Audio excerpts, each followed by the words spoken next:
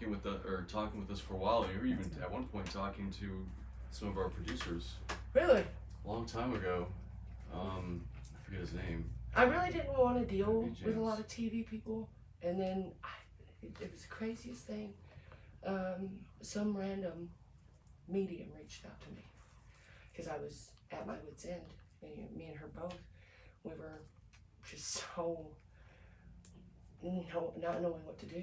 And so I posted these pictures on Facebook, and this woman reached out to me and she said, "You need to talk to Ryan Buell." And we had, ironically, had just seen you with that girl on Paranormal State, or I don't remember. You were in a house with a kid. You had that psychic with you, that guy. Okay. I love him. I don't know what his name is. Starts with a C. Chip. Yep. I love that man. I don't think I want him near me, but that's just because he'd probably pick up all of everything I've got going on. But yeah. But you were with him, and when we saw that, and I noticed that you didn't antagonize. Out of all the TV personalities that do paranormal investigations, somehow it just clicked. It felt safe. And I got this application just randomly from this woman, and she's like, "Send it in, just send him it," and that's how it happened. Yeah. Just some random person connected me with you. Synchronicity, as they call it. Mm-hmm. I don't believe in coincidence. There's no such thing to me as a coincidence, because coincidence to me is just a marker that you are where you're supposed to be. Things are happening for a reason. And I met you for a reason. So that's what I'm grateful for. Yeah, well, like I said, we're here to see if we can help find some answers. I hope you do. Help with some relief. Dr. Darren is on the way, which is why I want to meet with you guys first to go over some of the basics. And then, he'll come in, and then I know you guys are heading out for a walk for the night, and then we'll thank give you you a for letting spare us key so you can partay. Partay! Whoop, whoop. Liquor's in my closet. Get you some Malibu rum. That takes me back to college. She makes one hell of a Malibu rum drink. I'll give you that. We don't have any pineapple juice though. We have pineapple. Oh, that's right. So I know we've had conversations. We've talked about a few things. We talked about a couple things this past week. So I know that you guys met in 2016-ish. Well, 2015. It was like the right end of 2015. It was like that we met. Okay. Officially, that's right. I did kind of stalk her for a couple of years prior to her knowing of my existence. She was like the first person that I ever met that I just couldn't talk to. Like, I couldn't even say hi. Like, I went to get gas and I ran out of gas because I couldn't give her money. So, like, I would sweet talk her coworkers into letting me know where she moved to, and then I'd randomly show up. So kind of pursued her a little bit. A little bit to find out, what it was, and then I sold drugs to her mom. And of course, her mom wanted free drugs, so she was like, "Hey, come on over to my daughter's house, and we'll sit," and you know how that goes. And ended up meeting her. Yeah. It was the funniest thing because I had a friend of mine with me, and he said, "Oh look," and I'm like, "Shut up." And then about a week later, I never left her house. So. Yep. Showed up, wouldn't leave. Wouldn't leave. Still here. Now, was your son living with you at the time? Mm-hmm. Okay, so, and how old was he around? So at 6, about to turn 7. Yeah. He was about to turn 7. Okay. He was 7 when we officially started dating. Okay, sure. So you guys move in, after some time, you guys move in here with your grandfather, right? Yes. And so that would be your son's great-grandfather, yes. Okay. Why here? Well, I lived in the trailer next door. Okay. Some trouble, and we were going to have to spend some time away. And so my mom was still living in the trailer, and I just moved a bunch of my stuff over here, and we just kind of hung out here in between being in trouble. So whenever we stopped being in trouble, we just gravitated back here. My grandfather was getting ill also. So he needed somebody to kind of help take care of him. Mhm. He didn't Okay. want to admit that, but you know. Okay. And I know, and this may be a touchy subject, we can move past this part if you don't want strangers watching. Hi. Hi, strangers. I said I'd say hi. There you go. Hi. Thank you, Ryan. We both said hi to you. See, I told you I would. But I kind of want to talk a little bit about trauma Mhm. and some of the things that have happened in the past before. Okay. Any of that, and I will kind of let you decide what you want to touch on, and anything else could be private. But you could, if you, do you understand what I mean by trauma? Yeah, like the traumatic events Like, that you know, unfolded from things here. that have happened, well, as a child. Like for us? Yep. Like Mine goes really far, so I'll just let you start with her because mine's pretty deep. I don't. And anything, like I said, it's only things you want to bring up right now that you feel comfortable with, and if it's none, then we could Okay. do that Well, I didn't really have too much. My dad died when I was like 12. Okay. So that was You have those records. that was And traumatic. the autopsy. My first marriage was real tumultuous. Your mom being on drugs was traumatic too. We'll talk about that later. That'll be a later one. Okay. But yeah, we'll touch on that. Okay. You said first relationship was Yeah, my pretty first bad. marriage. Yeah, it was pretty rough. It wasn't as bad as some people's might be, but it wasn't real good either. And is that your son's father? Yeah. Okay. Is he still alive or no? He is deceased. He Okay. died in 2012, Day after Corbin's day after Corbin's birthday. Okay. And then, when you met your congratulations. Thank Well, you. thank you. Yeah, we met. Come up on 5 years now. Going on 50. Yeah. Just kidding. She'll be the next ghost. I will be the next ghost. But I will haunt you. And the reason why I'm bringing up trauma and stuff, and I know Dr. Darren's going to talk a little bit about it too, is because sometimes that, when we talk about energy, and, Ed and Lorraine called it like, the law of attraction. And yeah, and it's a real thing. It's real even in the non-paranormal world. Right. Like attracts like. If you're wanting to get into some trouble, you find trouble. Yeah. You find your people, whomever you're trying to find. You put out those kind of vibes, if you will. Mm-hmm. So, I want to come back to that later. Okay. Some of those key things that you brought up, and then for Mandy, how about you? Trauma's kind of been like my life, really. Some of my own and of my own creation, and some of just what life is. We were homeless as kids, Okay. begging on the street to eat, and that's when we lived with our mom. Sorry, Dad. But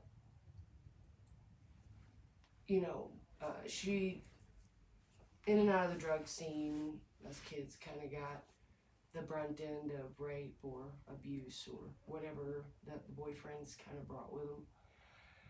My oldest sister actually caught the most of that part of it. But then I moved up north with my dad when he got custody of us. And I didn't really like living with my father, so I ran away to Tennessee from Grand Forks, North Dakota on a Greyhound bus. And sorry, Dad.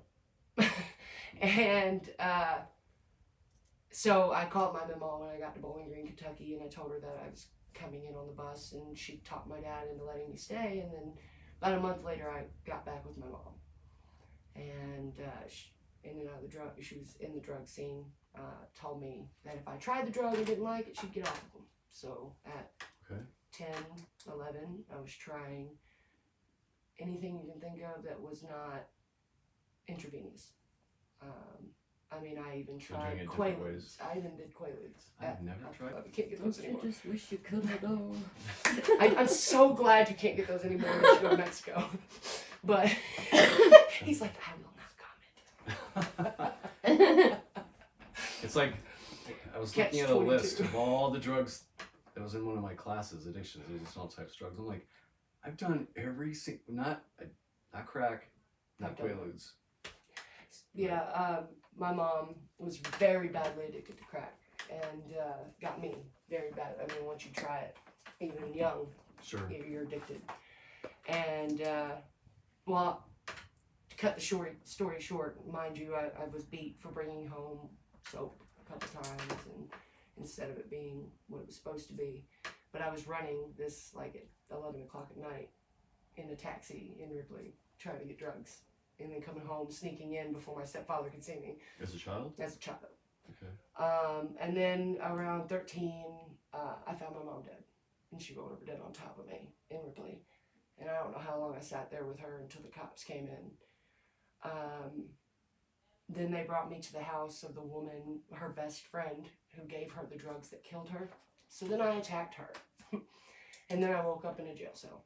I blacked out for those occasions. I have a tendency to. But as far as trauma goes, I would say that was like probably the worst trauma I've had. But Okay. other stuff, you know, like some stuff I can't talk about, but, you know, between the drugs and, you know, fighting my father when he was trying to change me and being in and out of the system, and I did a lot as a young kid that my son is now going through that I wish he would never. But Sure. Sometimes it takes a little bit to break that, what they Yeah. call intergenerational trauma. 38, what was that? How old was I when I cleaned up? Finally? It was 5 years ago. So 35. 35. It took Congrats. 35 years for me to finally go, oh, that's what's doing it. Why did I wake up in jail again? Wow! Congrats. That's what's doing it. Actually, it might be 6. We 6 did years. married class. So Yeah. yes, Wow. 6 years. That's So- I'm coming up on 6 next month. Oh, Congrats. Thank you. congratulations. It's interesting getting pretty far into same sex, and I don't know. I would have never married. My uncle would have shotgun wedding me to her, though. Yeah, My Uncle Johnny told me flat out. I never wanted to get married. Never wanted to kind of make it anything like that, but I got it like that. she got it like that. I got it like She does. that. Awesome. And then, so we'll come back to some of that later too. And Right. thank you for sharing all that. It's life. You're right. It is life, and It happens to everybody. everyone has their own trauma that they carry. Even though we may think it has nothing to do with what's here, because this stuff seems unique. We never know. So I kind of want to jump into, the activity here.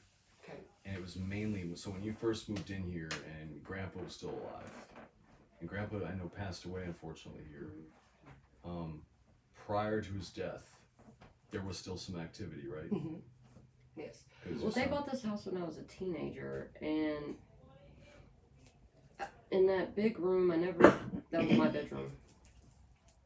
That little door to the attic, I guess, area, even back then it would just pop open, and I never liked it. And there were times where I would come and sleep in this room, because this was just a spare bedroom back then. And, I just kind of, maybe because it was smaller, this room, because that room was like huge and empty. It was just like a bed and 2 dressers, and it was just a big cavernous room. It kind of freaked me out sometimes. So I'd come sleep here. But even back then, taking a shower in that bathroom, or especially like trying to blow dry your hair in front of that mirror, always kind of creeped me out. So there would be times when if I looked in the mirror, I had to keep my eyes on it until it was time to vacate, or not look at it at all. It was either if you looked at it, you had to stay looking at it, or you just avoided it entirely. Like I do. Yeah, but I don't recall anything really happening other than like creepy feelings Phantom back then. TV. Well, no, this You're was talking when I about was a teenage, teenager. yeah. Yeah, I don't recall anything like really happening other than So, creepy feelings. Even though this house was newish, you were, when you were growing up here, younger, you still had you still felt like something was off. Yeah. Well, the house I grew up in was also haunted. Okay. My best friend lives in Ohio, but she spent a lot of time. Yeah, shout out to Amanda. She spent a whole lot of time at my house because when they moved down from Ohio, my grandma was her babysitter. So while her mom was working, me and her were together, and then when she wasn't babysitting her anymore, we were best friends, and we were always together anyway. But that house, you were forever hearing noises, footsteps, whispers. And one night that is like really memorable for me, I had bunk beds. So I'd be on the top bunk, she'd be on the bottom bunk, and we were hearing, you know, the normal footsteps, whispering, but we distinctly heard the phone ring and my grandmother talking on it. We found out later that never happened. But so we were really creeped out. So we both got on the bottom bunk, and I had like this dog that when you wind it up, it would play Where Has My Little Dog Gone? And it just started playing all by itself. We were still hearing footsteps, and it was just like a really scary night for us. The next morning, my grandma, or her mom, one, I don't remember, told us that one of her friends from Ohio had died that night in a car accident. So that was like one of the most memorable times. But like all of the kids that I hung out with that came to my house kind of would get creeped out. And there was one of my birthday parties, I was like 8. It was like we were taking pictures with the Polaroid camera, my grandmother was. And it was like 6 or 7 of us kids just kind of on the floor. She took a picture. And when the Polaroid developed, you could clearly see the outline of a woman in front of us, kind of standing like this. She had like what looked like a wedding dress on, but you couldn't see her head. But it was like full figured. You could see her fingers and everything. I don't have the picture anymore. But so when we moved from that house to the other house and then moved here, it's not really uncommon for me to get creeped out because I grew up there. And I don't know if that's the same ones following around or what, but it wasn't uncommon for me to just be afraid as a teenager. Have you ever seen something that looked like a black hat man prior to here? I don't think so. There's only been one time that I actually saw something, and that was when I was living with my mom. It was on my 18th birthday. I remember this distinctly. The alarm went off. I had to get up and go to school. I sat up to turn off the alarm, and there was a figure standing at the foot of my bed. I turned off the alarm. I put the covers over my head. I didn't see it real good, but it was just a figure. I don't know if it was a black hat man. I don't know what it was, but it wasn't there when I took the covers away. Or like a dark figured person. So you think? Yeah, I mean, it was a. How old were you when this happened? 18. It was my 18th birthday. Okay. Where did you see that at? Here? No, I was living with my mom, so we were living in a trailer park in Arlington. You hear that? Dogs are going crazy because of the sirens. He's howling. I never get to hear him howl when we're home. Well, there he goes. So when you were growing up here, you know, you've had experiences prior. You come here, you've had some experiences. Then you guys meet each other, get together, come here. And it was your son who first reported the experiences, right? To me. She was in rehab. Yeah, I was in at here. Jack Jeans, and I was here taking care of Corbin and her grandfather. And Corbin woke me up, and I was like, "What, Corbin?" And he's, "Shh." He told me to look in the corner. Right. So I look over in the corner, and there was a black hat man standing there. So as a parent, what do? It's not there. Go back to bed. Shh. And that's what I did. It's not there. Go back. Shh. Go back to bed. Started rubbing his hair, and he went back to sleep. I did not, but he went back to sleep. But when I turned back around, it wasn't there anymore. But that was the first time Corbin even admitted to seeing it. So Interesting. So was this the first time you were away? Because you had just moved here, right? We've been. Like since moving into this house. We had been here a few months. I went to jail that July, and I went from jail to the rehab place. we had been here. So they would have been here, but I would have been away. It was about 6 months from the time we moved in. That wasn't the first time I was away though. But here, that was the first time you were Here, away. Since you Yeah. It was Here, the last since time I we went lived to- here. Okay, yeah. Okay. The second incident we had that kind of jarred us a little bit was her grandfather was very hard of hearing.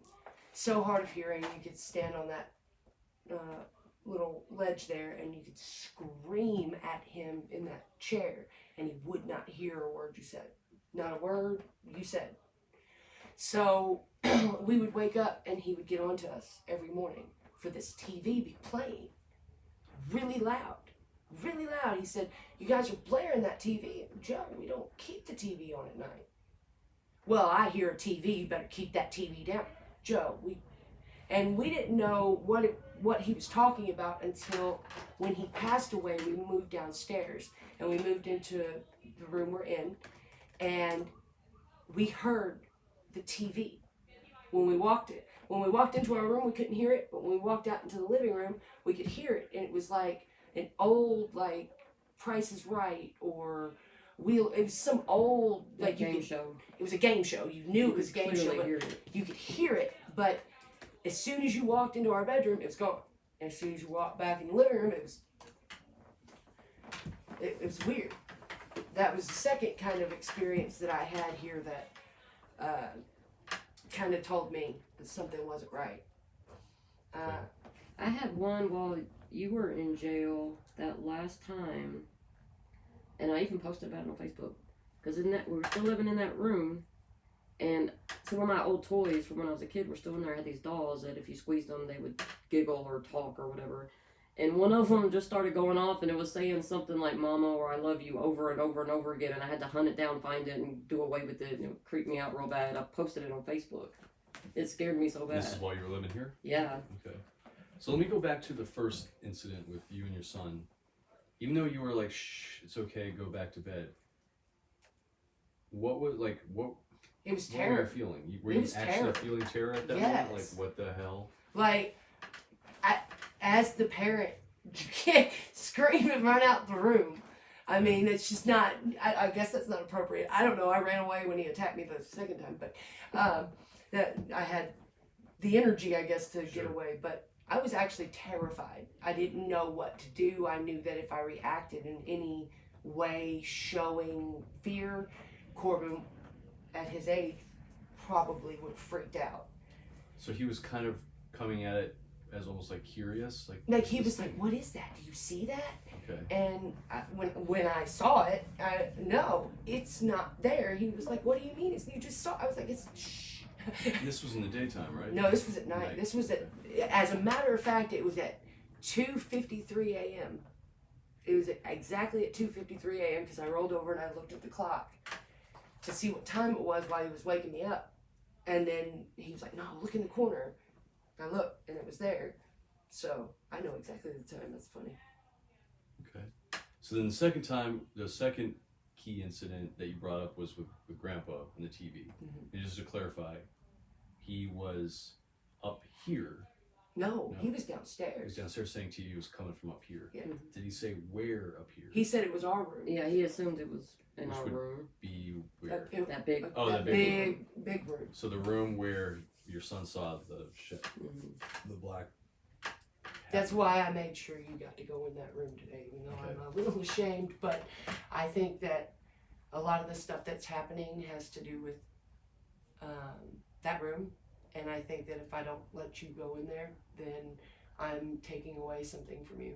And I don't know why I feel that way, but I do.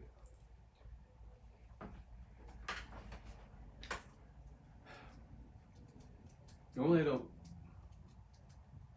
Well, we'll get to that later. I was gonna share a I'm so thought, curious.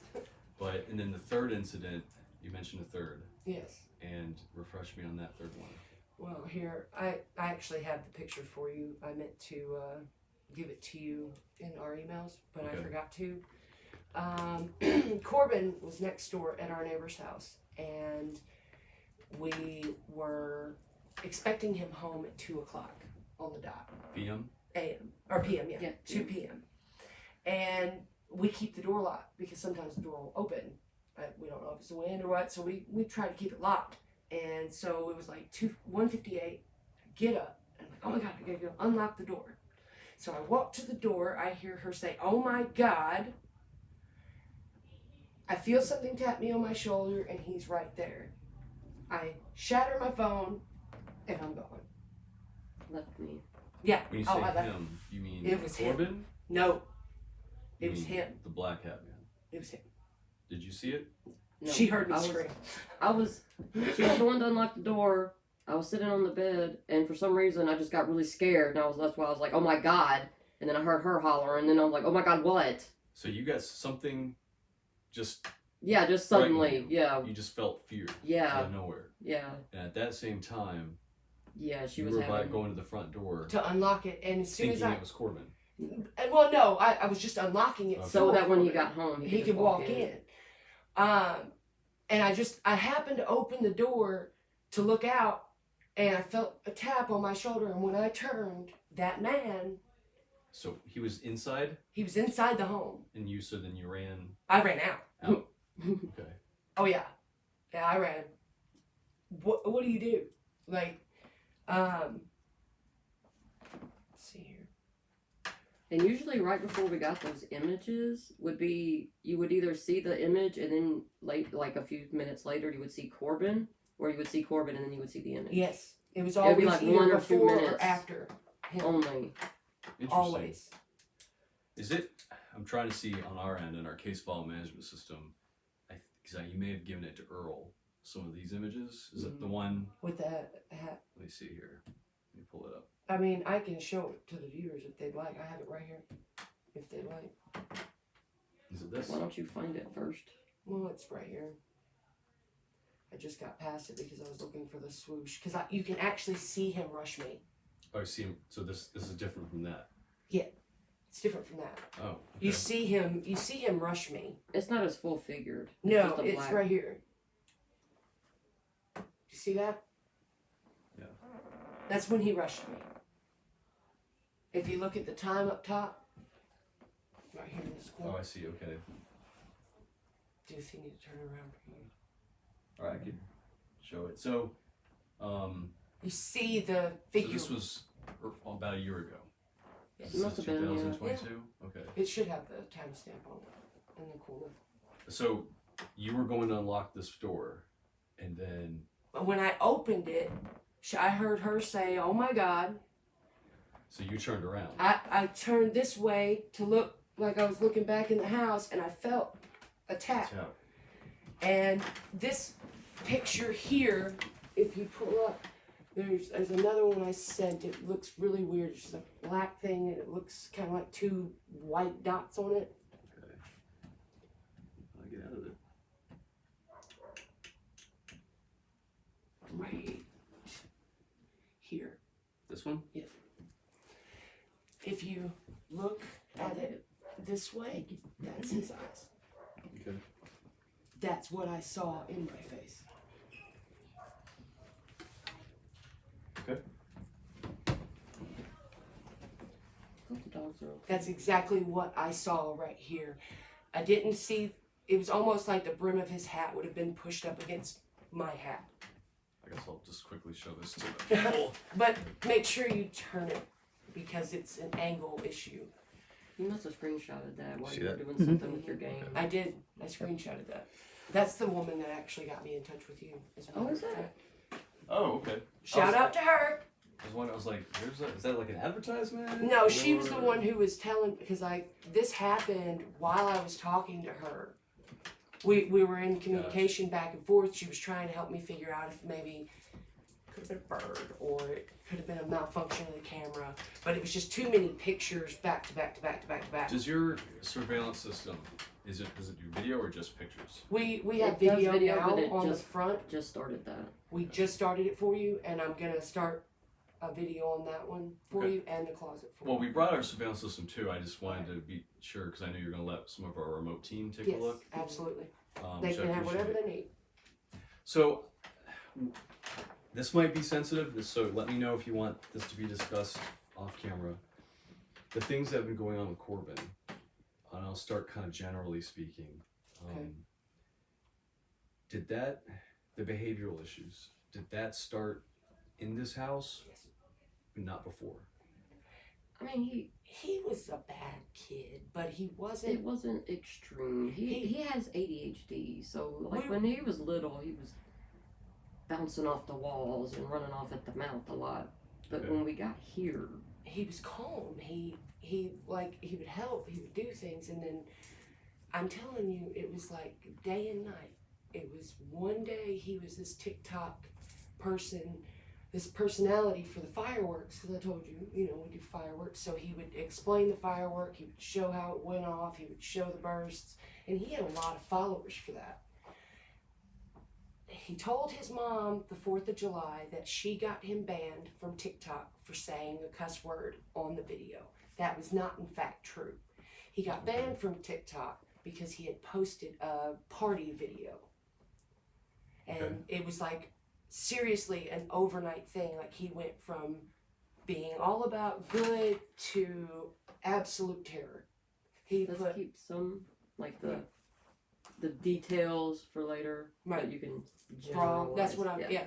I mean, Okay. from damage to property to So some behavioral issues. Yeah. Okay. some. When earlier on, let me start. When he was given that diagnosis of ADHD, was this something that was discovered later, or was he diagnosed pretty young? He was diagnosed with that when he was like 3. He was 3, okay. Yeah. Did he ever receive any, aside from, I'm just assuming, but like aside from medication, was there any type of like behavioral treatment, like, you know, going to see a therapist or a play therapist? I tried. They didn't really have a play therapist. They had a therapist, and he was, 3. He didn't want to talk. He just kind of hid behind me. Right. So he saw a doctor, once a month, but wasn't really anything going on with that. So you didn't really feel like it was effective? Well, no, not any kind of like therapy. They gave him medicine, but I didn't like what it was doing either, so I didn't give it to him after a while. They gave him stimulants, and Yeah, like any kind of Adderall at stimulant 3. would make him uncontrollable. Made it worse? Yeah, Okay. Oh, he would get violent. it would make his ADHD a little Better, but calmer. He wouldn't be just twitching all over the place, But he just Okay. So, your relationship as being a step parent, was it turbulent from the beginning, or was it like No. around puberty? Or- honestly, me and him had a wonderful relationship until he turned about 10 or 11. It was right around the time. You guys moved in here? No, it was right No, around the we've been time here that for a he while. went off the deep end. But right before he jumped head first instead of dipping a toe, Okay. me and him would go on car rides, we'd talk, me and him would have like little stepmom and boy date, where we'd just go do some fun stuff together. He was always for that, and then it stopped. Like it became, I was the monster. I was a step monster. I wasn't, What were some things that were happening around that time that you can think of? Like that was going on in just he had his just life, lost his your life. grandfather. Mhm. He had just lost his grandfather. Right here? My grandfather, yeah. His great grandfather. Sorry, his great grandfather. He had Okay. just lost his great grandfather. This was before Kilton. So, Yeah, this was before Kilton. honestly, the only thing that was really going on for him was that he was getting away with not going to school for a while. And then when DCS stepped in and made me move into the home with Joe, it got kind of rocky because I had to make him go to school. But it was never what it is now. So there were some things that were going on prior, but when you're referring to this blow up, which we don't have to say what that is, but this was before Grandpa died or after Grandpa died? It was the That- big, The yeah, that was first after. big one, After? Yeah, after. Okay. So like that would be what, 2018? 18, yeah, 18. 18. Yeah. What were things that were happening with y'all? We were We were living clean. here, I was working an awful lot. I was working at Ryder. I was doing 12-hour shifts out there. So I wasn't really at the house. Well, I'm never at the house that much. But really, we were in recovery. I mean, we had been doing good. We had gotten Joe the help he needed before his death. We got the house cleaned up so he could be at home because he created all this from nothing. He had no money to his name when he left his house at 14, 13? I think it was 13. He left his home at 13 and he created this. All of the stuff that we have, he created. So we did, when he had a heart attack on the porch, and I helped. I revived him on the porch when we got the ambulance Right. to him. They put him in a rehabilitation center. That next day, me and my wife went to visit him, and he thought he was in Chicago, and he had a truck route to do, and he had to get dressed, and he had to go. We were just in his way. He didn't even know who we were. He had stuff to do. Mm-hmm. So me and her that night discussed that he did not need to be there because obviously they're not doing something right if he's not in the right mind. When he went there, he had his mind. When he came out of there, it was gone. Okay. Well, for a little while it came and went, but before being there. So some mild dementia, you're thinking? Yeah. Okay. I think he had that for a Alzheimer's, while because even before he started going downhill, you know, he would forget stuff. He left a bunch of money on the table. Yeah, one he left time like with the front $5,000 door with the wide door open on the table. He was running into things all the time with the truck. Mm-hmm. That's why the truck's so well. You don't see it because it's at the hospital. Yeah. I need one because it's help. It's all beat up and scratched up from him just driving into stuff. Mm-hmm. Okay. He was real forgetful. He would, oh my gosh, this was one of the things that drove me crazy. He would try to get me and Corbin awake at like 3 o'clock in the morning to go to school. And we would be arguing with him. It's not time to get up yet. But, you know, that one was rough. Several times he did that. That was rough.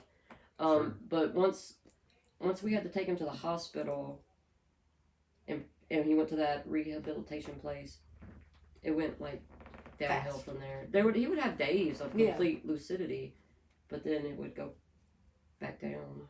Yeah, we got him home after a week, and like I said, I was working real hard trying to figure out how we were going to pay because he wasn't going to. He refused. When I lost my job there, that day, I found power of attorney so we could use his funds to get him the help he needed here, and so that's what we did.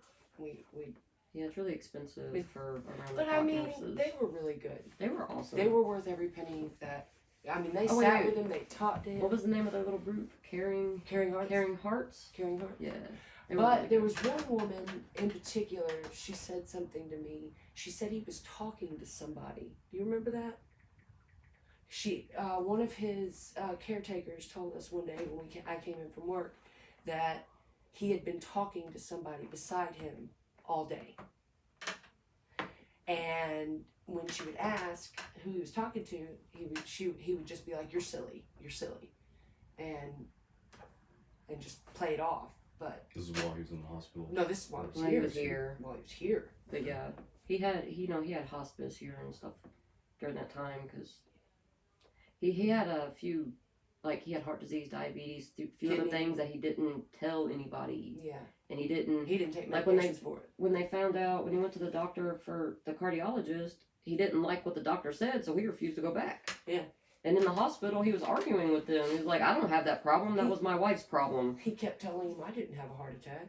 Yeah, he would just refuse to acknowledge that he was sick. Okay. But I think after my grandma died, he just kind of, didn't care much anymore. So when you guys were,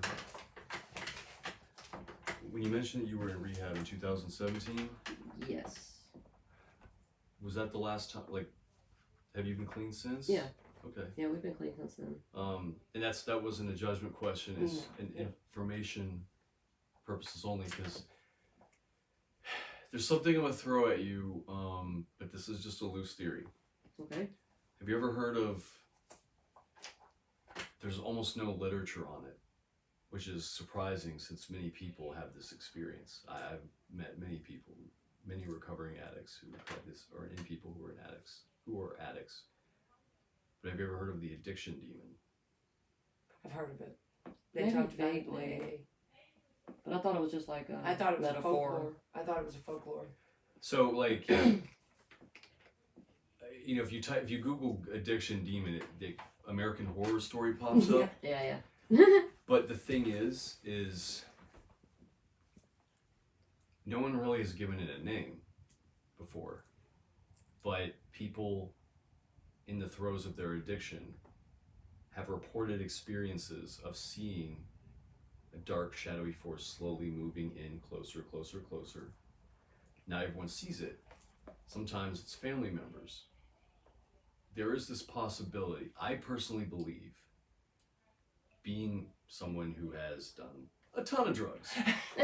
Son, so have I. Welcome to the club. It had a very dark period of time in my life that it does open doorways. You are you are chemically possessed. You're high, Yeah. which means you are not yourself. It is a chemical possession. Wicked. I never thought of it like that. It is no different than demonic possession. And in fact, if you've ever been exposed to like the 12 steps of recovery, they're very similar to the rite of exorcism. Right. I knew Wow, that. I knew didn't that know one. that. I did know that one. Wow, that's awesome. And That's one thing and it could be Yeah, coincidental, yeah. but I don't believe in coincidence. So, right around the time you were getting clean, you both have been battling this for a long time. Mhm. Probably both of you have suffered losses in your family due to this disease, this traumatic, terrible force. Horrible thing. You survived, but this thing had to go somewhere. And as you're pulling away from it, it's still there. Right.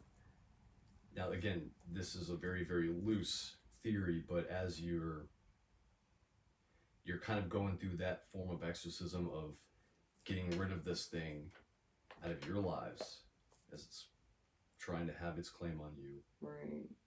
You shut it down. Now where does it go?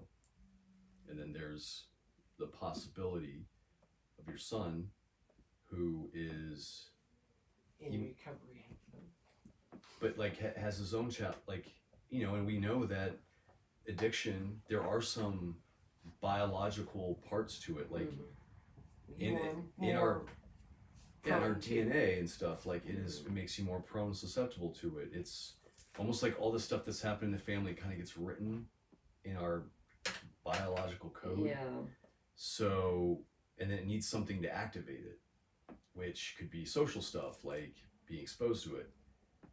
So it's like they've done studies where like an adopted twins who were born from like an addict's mom whose parents were addicts, but then they were immediately adopted at childbirth, loving family, but they were still prone to addiction. But all they needed was that exposure piece. So, but to take it back to the paranormal, there's a lot of dark history with y'all that you guys have been climbing over and out of. But there might be some pieces that aren't done yet. It's just... No, we've got to fight through still.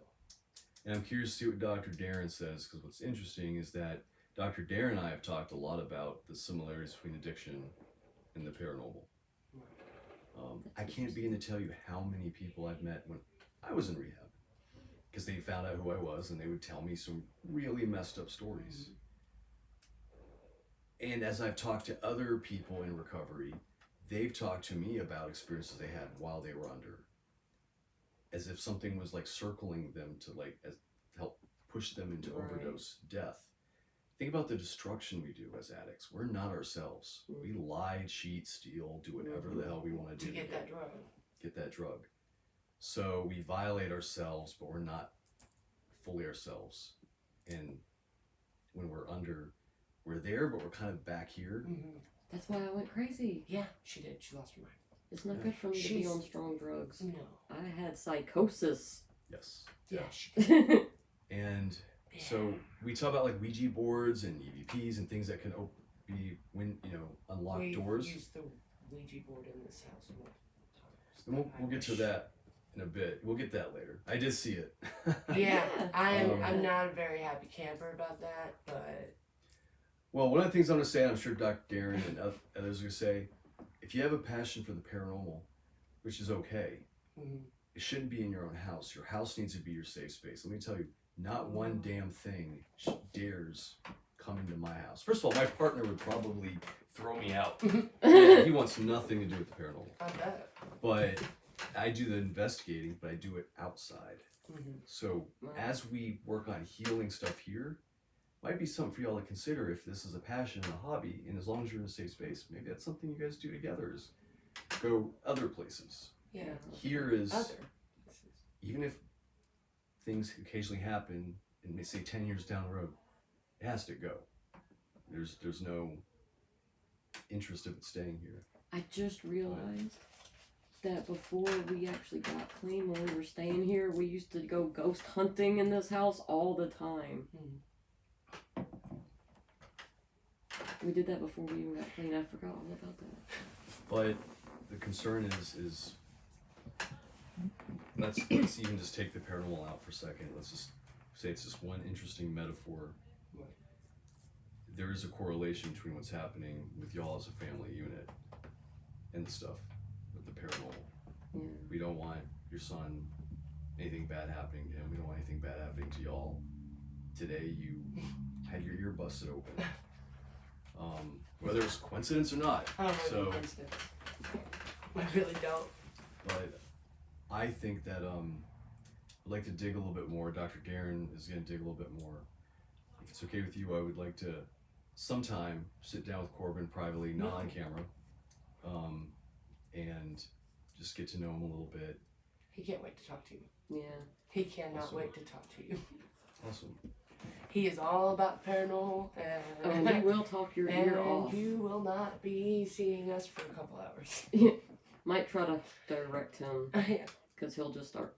He'll ramble. That boy talks so much. He talks Okay. in his sleep. He's still talking. Yeah, you can hear him.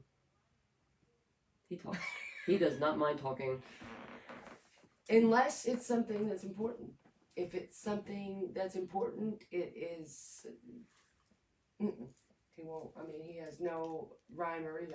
I wish Dr. Darren all the best, and I've told him that, in talking to him, because when you go, like I said, me and him used to have long, in-depth, deep conversations, and they used to be about life and what he's gonna go through and the do's and the don'ts. But now, I get, like the other night, a calm conversation turned into a battle of who wins. So he's testing your boundaries, pushing against you. I would say so. Yeah, but like that, the other day, that just shit came out of nowhere. Like it was. it was just unprovoked. Like, yeah. and the thing is that he spent time in his room because we had to ground him for 2 days. He's been in that room, and when he comes out of that room, he's different than when he goes in. What is the social interactions like? Does he have any right now? We No, tried not that, really. but Because he goes to virtual school. I want to put him back in regular school next year, but he was having so many problems at school. he wasn't doing work. He was fighting all the time. He was hanging out with people that would deliver. What's the climate like here? I mean, I'm assuming addiction is pretty bad in this Oh area. yes, this is Yeah. when they decided to build that Ford factory here, they made the biggest mistake of their lives. Good because Lord, didn't they? We are way too close to Memphis. We're going to turn into a little Michigan, and this is already an addiction-riddled town. Mhm. You can't All of throw West you Tennessee, can't really, throw though. a rock without finding somebody. And honestly, I don't know very many people that can honestly say they've never touched a drug, not even once. But around here, you'll find them that have touched it a few more times than once.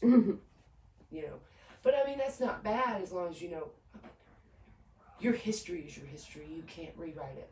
No matter what you do, if you don't learn from it, you're going to repeat it. So I firmly believe that if you're ashamed of your past, you're going to relapse. If you stop talking to people about what you did, then you're lying to yourself and to them. And then you're just going to, that's one step towards Sure. relapse. So what we want to do is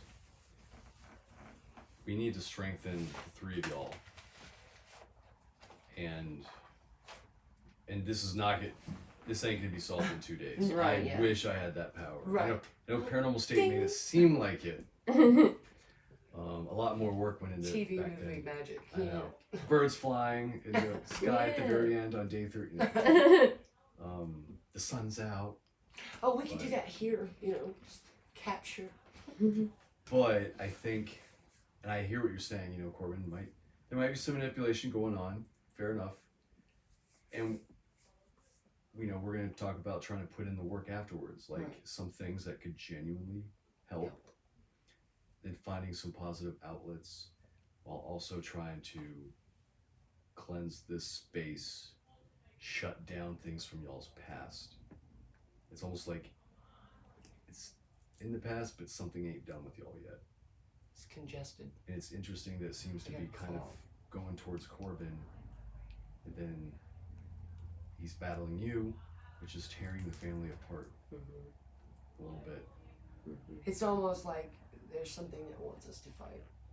I don't know how to explain it. Sometimes it'll just sometimes be out of the blue. Just like the other day, hey, take the trash out. Yeah. Or, hey, Yeah, 'cause come watch a movie. He had or- gotten in a little bit of trouble, so we sent him to his room. It wasn't a great big deal. She went in there and talked to him, and usually That's what closes it. yeah, they do that every time. Anytime he gets in trouble or he gets gotten onto, she'll go in there and talk to him about it. I'm not as She's talkative, not a talker. so it's not me doing it. But usually, they get it all out and it's over. It's done with. He might still need to stay in his room for the day, but it's over. It's over. And that day, it was Over. seemingly over, and then he just blew up out of nowhere. It was like I saw But nothing he that would hasn't have. been doing that until he got into that one trouble and we sent him to his room. It was that's when he did that 180 on us, where we had to reinitialize everything back. Well, it could also be too. It may seem like it's coming out of nowhere, but there must be stuff going on in here, Right. here or even behind him. Yeah.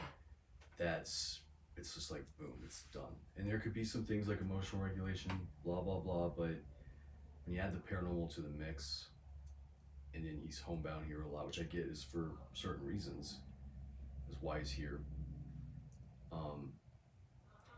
If you guys can do it, like I could not, like I had to leave the place where I was doing a lot of my terrorization or whatever. Yeah. So the fact that you're able to do it in the place where it's all over is miraculous and very admirable. So it's possible, it can be done, and like whatever's going on here, sometimes people just get stuck. They don't know what to do. That's what we are. Honestly, a lot of people told us that we wouldn't survive rehab, our marriage, Recovery. Yeah, they told me in rehab that two people they get together while they're on drugs, they're not usually able to get off of them and stay off of them because one will drag the other one down. I tried doing that with one of my exes, and yeah, didn't work. But I've heard stories where it can happen. Our AA is us. Like, if I have a craving, hey, I want to do this, and we talk it, Yeah. and then the power's gone, and that's usually how it goes for us. But for him, I open the floor up for him. Oh, hey, Corbin. And you can even ask her, he'll even tell her if he has something he wants to talk about, he'll talk about it with me. Mm-hmm. But he doesn't. He knows. Hell, our kids know. You can talk to me about sex, you can talk to me about drugs, you can talk to me about whatever you want. And I'm going to sit here and I'm going to educate you the best way I can without it being embarrassing or overbearing. It's information you want. You come to me. She didn't like it, but I told her daughter, you go on dates, you come to me, you get a condom. I don't care. She didn't want to hear that, but my personal thinking is if you educate a kid on what it is, maybe they can make the right choice. I'm wrong. I'm wrong, everybody. I'm absolutely wrong. He did whatever he wanted. So don't do that. Don't do that. It didn't work. Okay. Well, when we take a break, I know we've been Am I going for bleeding? like what, an hour, Am I bleeding? I don't think so, maybe. Come a little closer. and then we'll have a private chat about some I stuff. want to touch you. But- real quick.